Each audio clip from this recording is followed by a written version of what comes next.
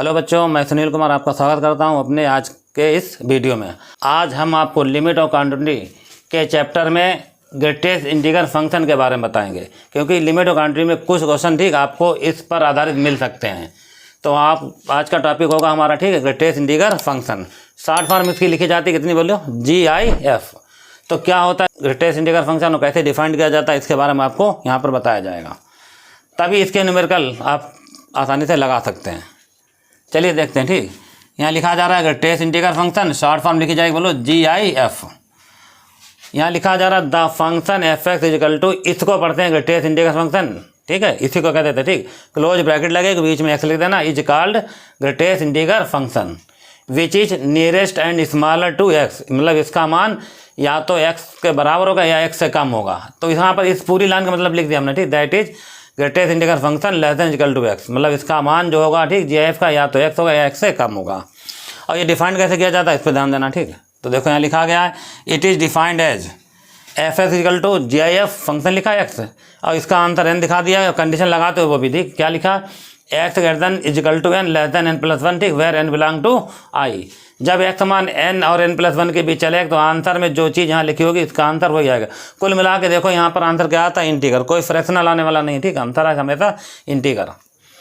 तो इसका एग्जाम्पल से आप समझ सकते हैं इस चीज़ को कैसे। ठीक, हमने लिख रखा है यहाँ पर फॉर एग्जाम्पल, जरा ध्यान देखना। ठीक, स्टेप को यहाँ पर थोड़ा सा हम दोनों स्टेप दिखाएंगे नेगेटिव पॉजिटिव वाले। ठीक, यहाँ लिखेंगे f(x) equal to greatest integral function f(x) और डिफाइंड करने का जो इसका तरीका है। ठीक, अब वो देखें। ठीक, GIF यहाँ लिखा गया। ठीक, कंप्लीट, थोड़ा सा और बढ़ा लें स्टेप। ठीक, तो स्टेप क्लियर हो जाएंगे। ठीक, सारे कंडीशन देखना। अगर n का मान हम यहाँ पर 0 रखेंगे, ध्यान देना, क्या लिखेंगे, इफ़ यहाँ 0 लिख दिया, ठीक, तो less than is equal to यहाँ x आएगा और ये लेस देन क्या रह जाएगा, यहाँ रखो 0, यहाँ रखो 0+1, तो आंसर क्या आएगा 1। जब x का मान 0-1 के बीच चलेगा, देखो जैसे x मान n+1 और n के बीच चलता तो जो यहाँ लिख देते हैं वही इसका आंसर होता है। तो यहाँ कितना लिखा है बोलो जी, तो इसका आंसर कितना आएगा 0।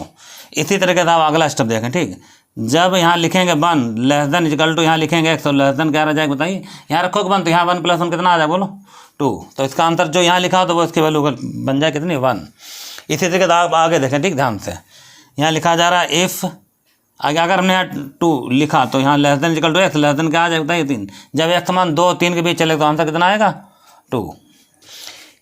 इसी तरीके से फिर एक और देख लो। ठीक, अगर यहाँ लिखेंगे 3 तो less than equal to x आ जाएगा, यहाँ लेस देन कितना आ जाएगा 4, तो यहाँ आंसर कितना आएगा 3। लेकिन यही क्रम ऐसा सबका चलता रहेगा। ठीक, तो जब x मान 0-1 के बीच होगा, मतलब यहाँ पर आंसर अगर 0-1 के बीच लिखा जा रहा है तो आंसर 0 डायरेक्ट इंटीग्रल मिलेगा। ठीक, जब x मान 1 और 2 के बीच होगा तो कितना आंसर आ रहा है 1 आ रहा है। जब x मान 2 और 3 के बीच आ रहा है तो आंसर कितना आ रहा 2 आ रहा है। जब x मान 3-4 के बीच तो आंसर कितना आ रहा 3 आ रहा।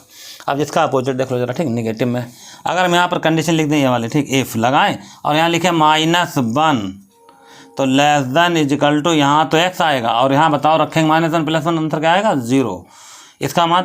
इसका मतलब ये हो गया कि जब x की वैल्यू -1 और 0 भी चली तो आंसर कितना आ रहा बोलो -1। इस तरीके से जस्ट ऊपर और देखो। ठीक है, ये तो -1 रखा, अगर -2 वैल्यू रख दी जाए तो यहाँ पर क्या आएगा बोलो -2 less than is equal to x आ जाएगा और लेस देन इक्वल टू यहाँ रखना -2+1, तो आंसर आएगा -1। तो इसका आंसर कितना आ रहा बोलो -2। जब x की वैल्यू -2+1 के बीच, सॉरी -2 और -1 के बीच चलेगी तो आंसर कितना आ रहा -2।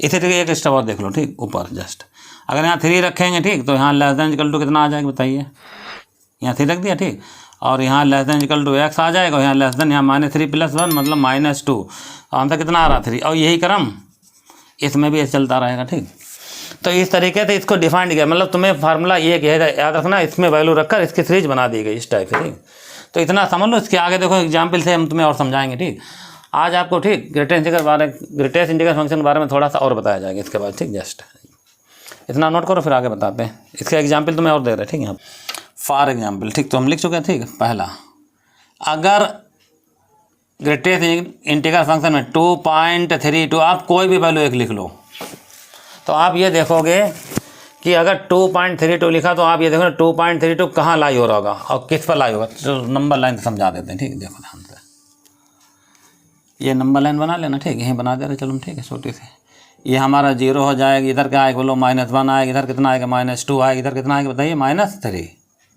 और इधर क्या आएगा, ये तो 0 हो गया ठीक, इधर आएगा 1, इधर आएगा 2 और इधर आएगा 3 और इधर आएगा 4, ऐसे चलता रहा। ये हमारे पास 1 है 0 सॉरी ठीक। देखो जब आंसर 2 और 3 के बीच लाई होगा ठीक, 2 और 3 कहाँ रहा देखो, जब आंसर हमारे पास 2 और 3 के बीच मतलब यहाँ पर कहीं लाई हो रहा। अब यहाँ देखो ठीक, जब आंसर 2 और 3 के बीच लाई हो रहा होगा तो आंसर तुम्हारा क्या निकल रहा है बताइए, 2। मतलब जो वैल्यू छोटी होगी वही आ जाएगी, बड़ी वैल्यू नहीं आ रही, कितनी बता बोलो, जो वैल्यू छोटी होगी वही आएगी ठीक। तो यहाँ पर अगर देखा जाए, अगर तुमने यहाँ लिखा तो इसका फाइनल आंसर कितना है बोलो 2, क्योंकि हमेशा क्या आता है इंटीगर आता है, नियम होता है ठीक। और अगला देखो ठीक एग्जाम्पल एक और, जैसे मान लो अगर हमने यहाँ पर सिर्फ 3 लिखा, इंटीगर लिखा, अब 3 वैल्यू कहाँ मिलेगी भाई, यहाँ मिलेगी। अब यहाँ देख लो हमने लिखा होगा जब एक समान 3 और 4 के बीच होगा, मतलब अगर इंटीगर लिखेंगे तो इंटीगर ही आंसर आ जाए, तो इसका मतलब यहाँ आंसर कितना आएगा 3 आएगा। ध्यान से समझ रहे हैं ठीक। एक और एग्जाम्पल समझाते हैं, अगर हम यहाँ पर लिखें ठीक, जैसे मान लो हमने यहाँ पर लिख लिया, सपोज करो -3 लिख के दिखाते हैं ठीक। चलो अब बताओ आंसर कितना आएगा। अब यहाँ देख लो टेबल में ठीक, जब एक समान -3 और -2 के बीच होगा, मतलब -3 और 2 के बीच होगा तो ये वाली वैल्यू आएगी ठीक। जो छोटी वैल्यू होती है हमेशा वो बाहर निकल कर आती ठीक। तो आंसर कितना आ रहा -3, देख लेना ठीक। अगर 3 पॉजिटिव है तो आंसर 3 दिखा रहा, 3 नेगेटिव है तो आंसर तो -3 दिखा रहा। जैसा लिखा बिल्कुल वैसे स्टेप आ रहा ठीक। यहाँ पर इंटीगर के केस में ठीक, एक एग्जाम्पल और लगा के दिखाते हैं ठीक आपको। जैसे मान लेते हैं ठीक, हमने सपोज करो यहाँ पर लिख लिया है -1/2, जरा अब आंसर बताओ कितना है इसका। तो तुम्हें ये चेक करना पड़ेगा -1/2 वैल्यू कहाँ लाई हो रही इस टेबल में ठीक, या यहाँ देख सकते हैं। तो -1/2 आप देख सकते हैं कहाँ मिलेगा बताइए, ये आपको मिल जाएगा इन दोनों के बीच -1/2। तो -1/2 लाई कहाँ हो रहा बोलो, -1 और 0 के बीच। देखो -1 और 0 के बीच अगर वैल्यू दिख रही तुम्हें -1/2 ठीक है, थोड़ा हम सही से लिख देते हैं ठीक। ये रहा हमारे पास 0 और ये रहा हमारे पास -1/2 जो इनके बीच लाई हो रहा दोनों के बीच। तो आंसर क्या आ रहा बताइए -1। ध्यान हो ना, -1 और 0 के बीच आंसर कितना आ रहा -1, सही लिखा ठीक है। एक और देखो, अगर हमारे चांस मान लो 1/2 लिख दें बताइए, 1/2 अगर लिखते हैं तो कितना आंसर आएगा। तो 1/2 तुम्हें कहाँ लाई मिलेगा, तो 1/2 तुम्हें यहाँ मिलेगा जी, ऐसे करके देख लो। ये आ रहा हमारे पास 1/2, 0 1 के बीच चल रहा है। तो 0 1 ये रहा, 0 1 के बीच अगर कोई भी नंबर लिख दो, कोई भी नंबर लिखो, आंसर हमेशा क्या निकालेगा 0। तो इसका भी आंसर कितना आ रहा 0। यही ग्रेटेस्ट इंटीग्रल फंक्शन है। यहाँ पर वैल्यू चाहे फ्रैक्शन लिखो चाहे इंटीग्रल लिखो, तो इधर हमेशा क्या मिलेगा इंटीग्रल मिलेगा ठीक। चलो कुछ और देख लेते हैं ठीक, हम ये बताते हैं एक और चीज़। जैसे मान लेते हैं हम यहाँ लिख देते हैं 0 + h, ध्यान देना ठीक, इसको ध्यान देना ठीक, 0 + h। इन सवाल लगाओ तो इन चीज़ों की जरूरत यहाँ पर पड़ेगी ठीक, 0 + h की। अब ये कंडीशन होती है देखो, h का मान जो होता है हमेशा गर्दन 0 और 1 के बीच चलता है, 0 और 1 के बीच। अब यहाँ पर x जब हमने बताया ना 0 + h लिखा जरूर, लेकिन 0 में h जोड़ने पर आंसर h रह जाएगा। और h का मान क्या चल रहा है बोलो 0 और 1 के बीच। तो भाई 0 ये रहा 1 ये रहा, अगर कोई भी आंसर इसके बीच आता तो आंसर हमेशा क्या लिखा जाएगा, तो भैया आंसर 0 आएगा ठीक। और h की वैल्यू हमेशा फिक्स होती है 0 और 1 के बीच। अब इसी को एक और समझ लो ठीक, ध्यान से दूसरा पार्ट, अगर 0 - h हो ग्रेटेस्ट इंटीग्रल फंक्शन के अंदर ही लिखा, ब्रैकेट क्लोज बनेगी हमेशा। अगर थोड़ी सी अंत बन जाती है वैसे तो आप सही करके बना लेना ठीक। आगे देखो, अब यहाँ कंडीशन 0 और 1 के, जब यहाँ पर का मान यहाँ रखेंगे तो आ जाएगा -1/2। मान लो 0 और 1 के बीच h का कोई मान हो, अगर आपने मान लो यहाँ पर मान लिया 1/2 रखो तो नेगेटिव दिखाएगा ठीक। तो 0 और 1 के बीच कोई मान रखोगे ठीक, तो आंसर कितना आएगा। देखो नेगेटिव चल रहा भाई ठीक, ध्यान रखना। अगर आपने बाई चांस आपने मान रख दिया h का 1/2, तो ये -1/2 पढ़ा जाएगा। तो -1/2 कहाँ मिलेगा भाई, -1/2 चल रहा है यहाँ, तो इन -1 0 के बीच, तो इसका आंसर क्या आएगा -1। तो ये 2 फार्मूले सवाल लगा समय ध्यान रखेंगे ठीक, इनका यूज होगा। 0 + h है तो आंसर कितना आएगा 0, और 0 - h है तो कितना आंसर आएगा। जब हम राइट और लेफ्ट लिमिट निकालेंगे तो ग्रेटेस्ट इंटीग्रल फंक्शन में इन चीज़ों की जरूरत पड़ेगी। तो यहाँ पर h की वैल्यू फिक्स होती है, 0 1 के बीच चलती है, इसलिए 0 + h का आंसर क्या दिखेगा 0, और 0 - h का आंसर क्या दिखेगा माइनस, क्योंकि h का मान यहाँ 1/2 रखो तो ये 1/2 बढ़ा जाएगा। 1/2 बता चुके पहले का आंसर दिखा रहा है 0, यहाँ रखो 1/2 आंसर आएगा 0 - 1/2, ये वाला स्टेप दिखेगा। तो कितना आंसर आ रहा बोलो -1 ठीक। और भी कोई आप वैल्यू रखा यहाँ पर चेक कर सकते हैं ठीक। जैसे कि मान लो ठीक, आपने एक और वैल्यू रखी बताइए ठीक है, चलो बता देते हैं ये ठीक है। जैसे मान लो यहाँ पर पाई लिखा हो ठीक, ग्रेटेस्ट इंटीग्रल फंक्शन क्या लिखा पाई, तो पाई का आंसर कितना होता है बताइए।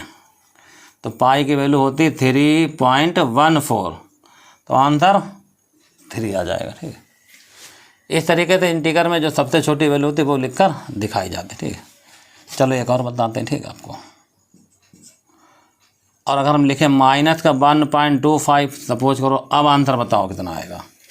ये अब तुम्हें एग्जाम्पल बता दे अच्छे खाते, ठीक है। अगर माइनस का 1.25 लिखा तो आंसर बोलो कितना आएगा। माइनस का 1.25 देखो मिलेगा कहाँ, अब माइनस ये बन रहा और ये चीज़ तुम्हें यहाँ मिल जाएगी। अगर यहाँ मिल रही तो आंसर ये वाला आ जाएगा। कितना आएगा बोलो, -2। मतलब जितना यहाँ लिखा हो उसमें एक जोड़ के लिख दे और विद माइनस के, ठीक ठीक है इसके साल को। अच्छा अब आगे देखो एक और, जैसे मान लो माइनस का 3.75 तो बताओ आंसर कितना आएगा। अगर नेगेटिव है, देखो पॉजिटिव है तो जितना लिखा हो तो उतने लिख देते हैं, नेगेटिव है तो इसमें एक जोड़ के वो लिख दो। अगर यहाँ 3 है तो इसमें एक और जोड़, 3 और 1 कितना हुआ 4, तो -4 इसका आंसर आ जाएगा। इसी तरीके से इस चीज़ को आप समझेंगे, ठीक ध्यान से। तो ये हमने इतने एग्जाम्पल समझा दिए, इनको नोट कर लो, ठीक। और आगे और भी बताते हैं एग्जाम्पल तुम्हें, ठीक। नहीं तो इसकी कुछ प्रॉपर्टीज हम आपको यहाँ पर बताने जा रहे हैं, ठीक। अभी इसे लिख लिया जाए, ठीक। फिर तो फार्मूला तुमने बता ही दिया होगा, ठीक। फार्मूला क्या था बताइए इसका फार्मूला। चलो मैं यहाँ पर एक बार और लिख रहा है, ठीक है। फिर हम प्रॉपर्टीज की बता रहे हैं, ठीक। फार्मूला होता है ग्रेटेस्ट इंटीग्रल फंक्शन f(x), बताइए आंसर n आ जाएगा। कब आएगा बोलो, इफ़ जब x > n होगा और लेस होगा n+1। यही है इसका फार्मूला, ठीक। इतना छोटा था फार्मूला, ठीक। बस ठीक, इसी से हमने टेबल बनाई थी सारी, ठीक। इसी से हमने वैल्यू रखकर इसको समझाया था, ठीक। अब आगे देखो, ठीक ध्यान से। यहाँ लिखते हैं प्रॉपर्टीज़,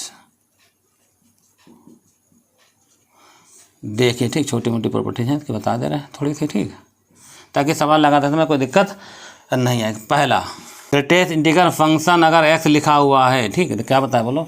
ग्रेटेस्ट इंटीग्रल फंक्शन अगर x लिखा हुआ है तो इसका आंसर आप देखोगे x आ जाएगा, लेकिन कब आएगा बोलो, इफ़ कंडीशन लगा रहे, इफ़ x जो है वो बिलोंग करेगा इंटीग्रल में। पहला नियम बताओ क्या बताया, ग्रेटेस्ट इंटीग्रल फंक्शन का आंसर x आ जाएगा जब कब आएगा, जब x बिलोंग करेगा इंटीग्रल में। पहला नियम, ठीक। अब एग्जाम्पल समझ सकते हो, ठीक। फॉर एग्जाम्पल सबसे अच्छा तरीका, इंटीग्रल मतलब क्या हो बताओ, x मान कितना हो सकता है, -1 -2, ठीक है। और ऐसे लिख लो, ठीक। एंड समान चलेगा, ठीक। -3 -2 -1 0 बोलो 1 2 3, ये सब वैल्यू किस में आ जाती, इंटीग्रल में। अगर इंटीग्रल है तो x की इनमें से कोई एक वैल्यू, ठीक है, यहाँ रख के देख लो, बताओ रख सकते हैं कोई एक वैल्यू, ठीक। जैसे मान लो हमने यहाँ पर, ठीक, ये तो लिखे हुआ, ठीक। यहाँ पुट करो x का मान बोलो कितना 2, और 2 इसके अंदर मौजूद, चाहे -2 चाहे प्लस कोई वैल्यू रखो, ठीक। इसके अंदर रखो, ठीक। आप देखो यहाँ जब वैल्यू रखो यहाँ 2 आ जाएगा, अब वही 2 यहाँ रखो। तो ग्रेटेस्ट इंटीग्रल फंक्शन के अंदर अगर 2 लिखा गया तो आंसर क्या आता बोलो, 2 बराबर 2, बिल्कुल सही भाई लिखा हुआ, ठीक। इसी वाले पार्ट में एक चीज़ और समझ लो, ठीक। अगर हम पुट करेंगे x बराबर कितना बोलो -2, इसी में, ठीक, रख के देखो, ठीक, क्या आएगा बोलो, यहाँ -2 आ जाएगा और इधर भी क्या आएगा -2, ठीक है ना। और ग्रेटेस्ट इंटीग्रल फंक्शन अगर -2 है तो हमने बताया था इसका आंसर -2 उधर भी चल रहा है, ठीक। इसका ये भी सही आ रहा है। इसका मतलब ये फार्मूला बिल्कुल सही है। जब हम लिखेंगे GIF(x) तो आंसर x निकलेगा, कब निकलेगा, जब x इंटीग्रल के अंदर बिलोंग कर रहा हो। तो ये हमने एग्जाम्पल 2 बता दिए, इसका पहला पुट वाला तरीका। और ये चलो ये भी मान लेते हैं यहाँ पर, ठीक, ए और बी करके, ठीक। इसके 2 पार्ट हमने समझा दिए एग्जाम्पल में। मतलब कोई भी पॉइंट रख के देख लो, कंडीशन को सेटिस्फाई करेगा इनमें से अगर, तो ये फार्मूला तुम्हारा सही हो गया, ठीक। पहला, अगला फार्मूला देखो क्या होता है, ठीक। चलो ये बता देते हैं, ठीक। दूसरा फार्मूला, ग्रेटेस्ट इंटीग्रल फंक्शन, ध्यान समझना इन फार्मूला, ठीक। ग्रेटेस्ट इंटीग्रल फंक्शन का आंसर देखो हम यहाँ पर लिखे जा रहे, ठीक। हमने कितने फार्मूले बनाए, ठीक। हम पहला फार्मूला हमारे पास कितना था, चलो वहाँ पर ना इतने में आ जाने चाहिए, ठीक। लिखे जा रहे, ठीक, थोड़ा सा यहीं पर। पहला फार्मूला हमारा था बोलो, ग्रेटेस्ट इंटीग्रल फंक्शन का आंसर कितना आ रहा बोलो, x आ रहा। ध्यान समझना, ठीक। इफ़ कब आएगा, जब x बिलोंग करेगा इंटीग्रल में, ठीक। ये तुम्हें लिखना नहीं, यहाँ पर हम लिख रहे हैं, तो समझाएंगे एक चीज़ और अभी थोड़ी देर बाद, ठीक। ये है, ठीक। ऐसा दूसरा हमने क्या लिखा बोलो, GIF(x) जो है, ठीक। इसका आंसर हम GIF(x) ही लिखे जा रहे हैं, ठीक। फिलहाल कब लिखा जा रहा है बोलो, इफ़ x जो है does not belong to I, और यहाँ इंटीग्रल बिलोंग कर रहा है, ठीक। तो यहाँ दूसरा फॉर्मूला हमने क्या बताया आपको, ठीक। एक ग्रेटेस्ट इंटीग्रल फंक्शन का आंसर, ठीक, यही लिख दो ऐसे जैसे लिखा, लेकिन यहाँ पर लिख देना x does not belong to I, मतलब इंटीग्रल नहीं होगा। तो जैसा है बिल्कुल वैसे लिखा, यहाँ इधर उधर, ठीक, बराबर करके। ये क्यों लिखा अभी थोड़ी देर समझ में आएगा, ठीक। तो मैं एक एग्जाम्पल एक बताएंगे तब। अच्छा ठीक है, अब एक चीज़ और समझें, ठीक। यहाँ पर तीसरा फार्मूला, ठीक। क्या बताया था बोलो। अब देखो जी, आप अगर लिखा तो कोई मान तुम यहाँ रखो जो एक्स इंटीगर नहीं होगा, मतलब 1/2 यहाँ रखो, 1/2 यहाँ रखो, तो दोनों वैल्यू क्या आएंगे, बराबर ही आएंगे, ठीक। इसलिए इसका एग्जाम्पल देने की कोई जरूरत ही नहीं, ठीक। एक्स डज नॉट इंटीगर बता रहा, मतलब 1/2, 3/2, 5/2 कोई मान रखो कि दोनों तरफ सेम बनाओ, इसलिए कोई दिक्कत नहीं समझाने में, ठीक है। इसे लिखा रहेगा, ठीक। ये खाली एक एग्जाम्पल समझाएंगे, उसके लिए हमने लिख रखा, ठीक है। स्टेप अगला देखो, ठीक। और greatest integer function x plus अगर आई लिखा हुआ, ठीक, तो इसका आंसर आ जाएगा, ग्रेटेस्ट इंटीगर फंक्शन अलग होगा, प्लस का आंसर कितना आएगा, आई। और कब आएगी इसमें ध्यान, ये कंडीशन लगाने पर जब एक्स बिलोंग करेगा किसमें बोलो, इंटीगर में, इतना, ठीक। अगर एक्स बिलोंग टू इंटीगर है तो देखो, ठीक, एक्स प्लस आई, तो आंसर ये अलग कर देना, उसको आई अलग कर देना, ठीक। मतलब जो मान यहाँ निकले वही मान इसका निकलेगा यहाँ पर, ठीक, सेम। तो ये फार्मूला नंबर कौन सा हो गया बोलो, थर्ड। तो ये फार्मूला, ठीक, तुम्हारा थर्ड। अच्छा, एक फार्मूला और हम बता रहे हैं, ठीक। थोड़े थोड़े फार्मूला देख लो, ठीक, फिर बताते हैं आगे। जरा निगेटिव वाला आप समझा दें, ठीक। आपको ग्रेटेस्ट इंटीगर फंक्शन एक्स लिखा है, वो भी इसके अंदर निगेटिव अगर लग जाता है, क्या बताया मैंने, GIF के अंदर अगर निगेटिव आ जाता है तो क्या स्टेप बनेगा, तो यहाँ लिखेंगे, ठीक। इसका आंसर देखो माइनस बाहर आएगा, अभी एग्जाम्पल बताया जाएगा इसका, ठीक। एक्स आ जाएगा और कंडीशन क्या लगेगा, एक्स लगेगा बिलोंग टू, बोलो एक्स बिलोंग टू लिख देना कितना, आई। आई क्या है बोलो, इंटीगर। अब देखो इसका एग्जाम्पल हम तुम्हें बता रहे हैं, ठीक, ऊपर जस्ट देखो इसके आगे, ठीक। जैसे कि मान लो इसी वाले पार्ट में अगर कोई वैल्यू रखे, देख लो, ठीक है। सपोज करो मान लो आपने एक्स वैल्यू रख दी कितनी, -2, जो कि इंटीगर है। देखो ये चीज़ आ रही, तो इसमें मतलब एक्स अंदर -2 इसके अंदर आ जाएगा, -2 जगह यहाँ रखो, ठीक, दोनों जगह, ठीक। तो देखो कितना आएगा, -2 यहाँ रखना ऐसे करके, ठीक। ये GF का निशान लगा देना, तो माइनस तुमने ये लिखा और यहाँ भी लगा दे कितना, 2। अब इसके अंदर अगर GF के अंदर -2 तो अंदर -2 आएगा ही, ठीक। तो माइनस फार्मूले का, और अगर +2 है तो अंदर भी +2 आएगा, तो माइनस लगा रहेगा। देखो बिल्कुल सही आंसर आ गया, नहीं आ गया, इसका मतलब है, ठीक। ग्रेटेस्ट इंटीगर फंक्शन अगर अंदर माइनस लिखा तो माइनस बाहर आ जाएगा, और क्या लिख दिया जाएगा, GF, लेकिन कंडीशन क्या होगी, एक्स बिलोंग टू वाई। तो यही फार्मूला जरा हम यहाँ लिखा जा रहा है, देखो, ठीक। थर्ड हमने क्या लिखा, GIF एक्स का आंसर विद माइनस, सॉरी, ठीक। अगर है तो इसका आंसर आएगा माइनस, और सॉरी क्या आएगा बोलो, GIF ऐसे। कब आएगा बोलो, जब एक्स जो है बिलोंग करेगा किस में, आई में। तो ये हमने तुम्हें अलग से समझाएं, ठीक। यहाँ पर भी लिख रहा है, दो ये तुम्हें नहीं लिखना, इसको समझो, ठीक, खाली। अच्छा अब एक चीज़ और देख लो, ठीक, इसी में हटा रहे, ठीक। स्टॉप, ये तो एक्स बिलोंग के लिए है नहीं, और एक्स बिलोंग नहीं करता तब क्या होगा, नंबर कितने होगा तो बोलो, थर्ड, फोर्थ, ये फोर्थ वाला है, ठीक भैया। अब फिफ्थ देखो, ठीक, क्या है, माइनस अगर एक्स लिखा हुआ, ठीक, GIF में, ठीक। तो आंसर क्या है बोलो, माइनस। तो इसका आंसर हम देखो ऐसे कर, माइनस का एक्स आ जाएगा यही आएगा, ठीक। और -1 लिखे इधर, लेकिन कंडीशन जो पहले थी बिलोंग क्या वही हट जाएगी, इफ़ जब x does not belong to क्या आएगा, आई। देख लेना, जब एक्स की वैल्यू इंटीगर नहीं होगी तब फार्मूला क्या होता, ग्रेटेस्ट इंटीगर फंक्शन में अगर -x लिखा हो तो माइनस बाहर आएगा, ठीक। GIF बनेगा, -1 बनेगा। एग्जाम्पल समझो, ठीक। इसका देखो अब इसी वाले वैल्यू में पुट करके बता दे कोई एक मान, जैसे मान लो आपने यहाँ पर फिर से रख दिया, बोलो कितना, चलो मान आपके यहाँ 2 रख रहे, ठीक। 2 इंटीगर भी है, ठीक, यहाँ रखो, ठीक। देखो क्या रिजल्ट बनाता है, तो यहाँ -2 लिखा रहा है, वैल्यू पॉजिटिव रखना, ठीक। माइनस यहाँ 2 लिख दिया, ठीक, ऐसे। और ये कितना लिखा बोलो, -1। तो हमने यहाँ पर बताया नहीं, सॉरी, यहाँ पर इंटीगर नहीं रखना है, ठीक। तो क्या रखोगे बताओ, इंटीगर नहीं रख सकते, ठीक। इंटीगर नहीं रखना मतलब आप 1/2 रख लो, या आप ऐसे रख लो 3/2 रख लो, इनमें से कोई एक वैल्यू रख लो, ठीक, ऐसे। तो 3/2 अगर आप देखोगे तो 3/2 इंटीगर के अंदर बिलोंग नहीं करता है, ठीक। इंटीगर वाला जैसे ऊपर वाला था कंडीशन, ठीक। 3/2 यहाँ रखो, ठीक, दोनों जगह। चलो रख के दिखाते हैं, ठीक। देखो -3/2 रख लिया, बराबर माइनस यहाँ रखा, यहाँ क्या रखा बोलो मैंने, 3/2, इसको ध्यान देना, ठीक। स्टॉप, 3/2। और अब जरा सॉल्व करो, अगर -3/2 है तो देखो इसका आंसर कितना आ सकता है, इसको लिख सकते हैं -1.5, माइनस इसको क्या लिख सकते हैं बोलो, 1.5 और -1। ये हमने इसलिए लिखा ताकि समझ आसानी से जाए। हमने बताया था अगर नेगेटिव लगा हुआ है तो कैसे लिखोगे, इसका आंसर कितना है बोलो, -1 में 1 1 और जोड़ दो, तो इसका आंसर आ गया -2 माइनस। और अगर नेगेटिव नहीं लगा हो तो 1.5 है, तो सीधे आंसर 1 आए तो 1 आ गया, और ये 1 पहले लिखा चल रहा, तो इधर भी -2 आ गया, उधर भी -2 आ गया। इसका मतलब ये फार्मूला आपने लिख रखा जो कि इंटीगर नहीं, बिल्कुल सही, ठीक।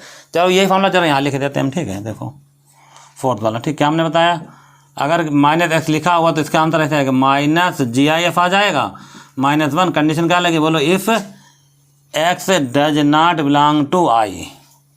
तो ये 4 हमने इधर एग्जाम्पल लिखा था, उधर हमने लिख भी दिया, ठीक है।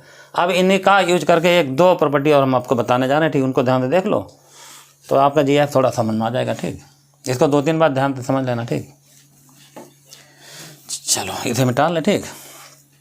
ये हमने लिख रखे, इधर समझा रखा, उधर हमने साइड में लिख रखा, ठीक। इसका यूज होगा, अभी 2 कंडीशन और तुम्हें समझा रहे, ठीक है। देखो सबसे पहले, ठीक है, अब हमने यहाँ पर प्रॉपर्टी 4-5 बता दी होंगी, ठीक है, 6 होगी। देखो ध्यान से, अगर इफ़ लगा रहा है, ठीक, हमें देखो मान लो इस क्वांटिटी का मान निकालना, किसका निकालना है, यहाँ लिखा गया है GIF(x), बोलो निशान प्लस का आएगा, और यहाँ लिखा गया है -x करके GIF, मतलब इसका टोटल मान चाहिए, ठीक। यहाँ क्या लिखा है बोलो, greatest integral function x plus minus का GIF है, ठीक। तो इसको कैसे समझा सकते हैं, ठीक, इसको सॉल्व करने के यहाँ पर 2 रास्ते हैं, ठीक। पहला नियम लगेगा, इफ़ यहाँ लिख रहा है, ठीक, थोड़ा सा, अगर x बिलोंग टू i है तब आंसर कितना आएगा, और इफ़ जब x belong does not belong to तब आंसर इसका कितना आएगा, ये हमें यहाँ पर समझाना। मतलब इस टोटल का मान हमें बताना है, x बिलोंग टू i पर कितना मिलेगा और x does not belong to i पर कितना मिलेगा। तो इसको समझने के लिए, ठीक, देखो यहाँ पर लिखा है GIF, ठीक है, और x बिलोंग टू i है। अब देखो यहाँ लिखा होगा GIF का आंसर कितना आता है बोलो, x आ जाता है, x बिलोंग टू i। और अगला क्या है बोलो, जब x बिलोंग टू i यहाँ लिखा गया, और अगर देखा जाए, ठीक, तो इसका आंसर हमने चलो यहाँ पर x लिख दिया, ठीक।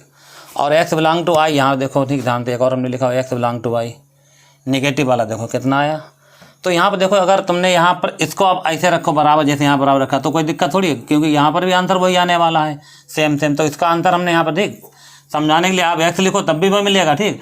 और जब x इंटीग्रल होगा, चाहे x लिखो चाहे ग्रेटेस्ट इंटीग्रल फंक्शन लिखो, कोई फर्क नहीं पड़ता, ठीक। तो हमने ये वाला टर्म यहाँ जो कहते हैं लिख दिया, अब समझ में आ रहा होगा, ठीक, क्यों लिखा भी समझ में आ जाए, ठीक। अगला देखो, x बिलोंग टू i, यह है नेगेटिव वाला, ये रहा, ध्यान देना, ठीक है। अगर -x लिखा हुआ है और x बिलोंग टू i, तो आंसर क्या था, माइनस का GIF(x). तो यहाँ पर माइनस आ गया और ये आंसर आ गया इतना, ये 2, मतलब ये जो कहते हैं लिखा है, इसमें माइनस बाहर आ गया इसके कारण, ठीक।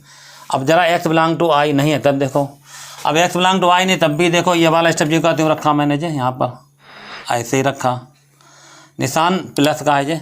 अब आगे देखो, माइनस अगर x लिखा हुआ और x बिलोंग टू i है तो आंसर ये वाला स्टेप आ जाता, ठीक, x does not belong to i, ठीक। तो नेगेटिव के कारण ये वाला फार्मूला यहाँ पर बदलेगा, तो आंसर आएगा, यहाँ प्लस चल रहा है और यहाँ माइनस चल रहा है, ठीक, दोनों जगह। तो आंसर क्या आएगा बोलो, माइनस आ जाएगा, इतना आ जाएगा और फिर -1 आएगा। लेकिन अब ये सॉल्व करके देखो कितना आंसर आ रहा है, देखो इसका, ठीक है। यहाँ पे ये तो क्या हो गया, कैंसिल, तो ये 0 आ गया। कब आ गया बोलो, जब x बिलोंग टू i होगा। अगला देखो, इसकी वैल्यू ये कैंसिल हो गया, ठीक, मतलब आप कैंसिल कर सकते हो, ठीक, कोई बात नहीं। तो इसका आंसर आ रहा -1, कब आ रहा, जब x belong to does not belong to कितना आएगा i। तो इसके 2 आंसर आ गए, ठीक, फिक्स हैं, ठीक है, बिल्कुल वैल्यू, ठीक। GIF लिखा हो और GIF -x लिखा हो तो आंसर तुम्हारा, ठीक, कितना होगा, 0 और -1। इसको ध्यान रखना, ठीक। स्टेप ये कैसे बना वो बता दिया गया, इन फार्मूलों को बताया जा चुका, ये वैल्यू रख के यहाँ समझा दिया गया, ठीक। तो ये एक तुम्हारे पास है प्रॉपर्टी 6 जो कि प्लस करके बताएगी, और एक इसी में नेगेटिव करके भी है, ठीक। इतना लिख लो, फिर अगला बताया जाए, ठीक। अगर यहाँ नेगेटिव आ जाए तब इनका फार्मूला क्या बनेगा, देखो, ठीक, ध्यान से एक और स्टेप। अच्छा ये समझ गए ना। अब देखो यहाँ पर यहीं बच्चा बढ़ा रहे, ठीक, और हम यहाँ पर लगा रहे कंडीशन बोलो माइनस।